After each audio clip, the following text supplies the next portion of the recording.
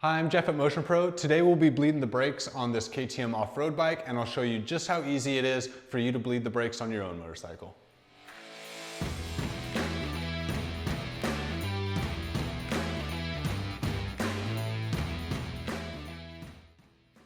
So bleeding the brakes is a critical maintenance task on any motorcycle, whether it be an off-road or street application. Now you should reference your OEM manual for the service intervals as to when to bleed your brakes, but also keep in mind that harsh environments or racing may accelerate the need to bleed your brakes. So as contaminants or moisture draws into the system, it's really important that you flush out all that old fluid to keep your whole braking system working to its optimal performance level.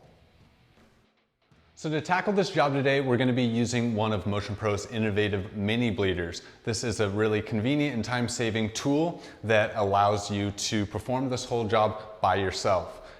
Today on this KTM off-road bike, we'll be using the 8mm size, but we also have 10mm to cover a wide variety of vehicles in the power sports industry. The tool has a few really innovative features that make it handy to use. First, it has a repositionable handle that allows you to crack the bleeder open on your brake caliper, as well as an integrated check valve that prevents air from sucking back into your system, and so you know you have a good, strong bleed. So today we'll be working with the rear brake system on this KTM. I got some nitrile gloves on and also our 8mm Motion Pro mini bleeder. Some other supplies that you'll need will be a wrench to remove the master cylinder cap, a spare catch bottle for the old fluid, and some fresh brake fluid that's compatible with your system. So the first step of this job is going to be to remove the master cylinder cap to expose the fluid inside. So I will go ahead and engage my wrench on the cap, break that loose, and back it off completely.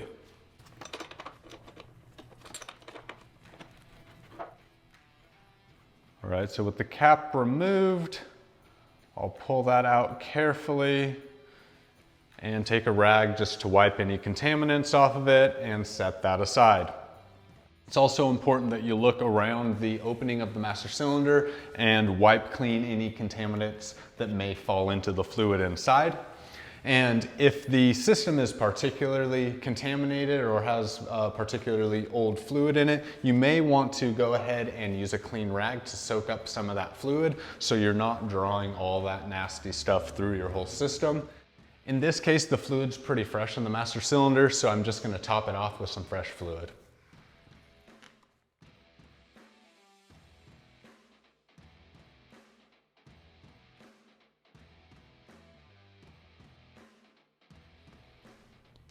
All right, now I will get the caliper set up with our 8mm mini bleeder in this case. There's usually a rubber protective cover over the bleeder nipple, so you'll want to go ahead and remove that.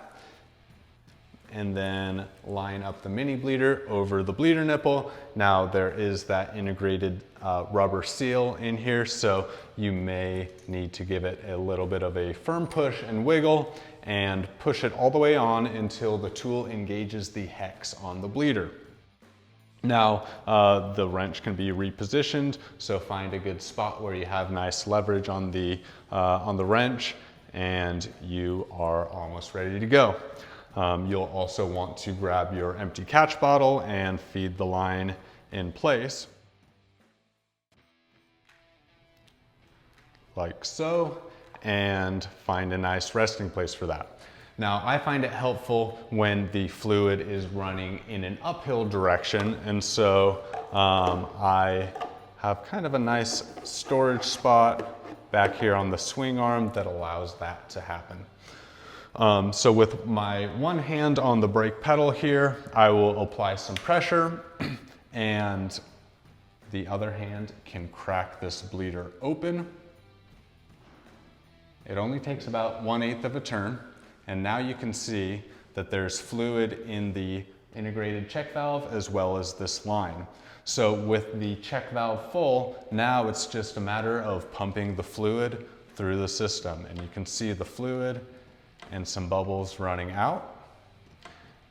And the process is really just a back and forth of pumping the brake pedal and topping off the fluid level in the master cylinder.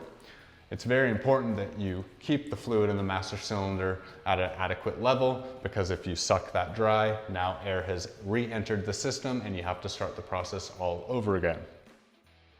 So again, just keep pumping and refilling until the fluid coming out of the line is clean and clear and does not contain air bubbles. So at the end of the process, I want to be monitoring the fluid level in the master cylinder, and I like to just pump it down until the fluid is right at the maximum fill line. And on my last pump, I actually hold the brake pedal down as if I'm traditionally bleeding, and then close the bleeder off with that integrated anodized blue handle. Now the pedal can be released and you can check for a nice firm feel. If the feel isn't firm after continual bleeding, there may be some other damage within the braking system. We have other tools available to perform jobs like caliper rebuilds or master cylinder rebuilds, because a properly functioning brake system should have a nice firm feel after you've gone through this bleeding process. So the brake feel with this system is excellent now. All we have left to do is return the master cylinder cap to its proper position and fasten that in place, and we are good to go on this side. Now the sequence is just the same for a front braking system. You just have to reach up and grab that brake lever rather than the pedal, but this mini bleeder should give you a nice firm pedal feel or lever feel, just the same. So as you can see, the Motion Pro Mini Bleeder makes this job super easy with its integrated check valve and repositionable handle.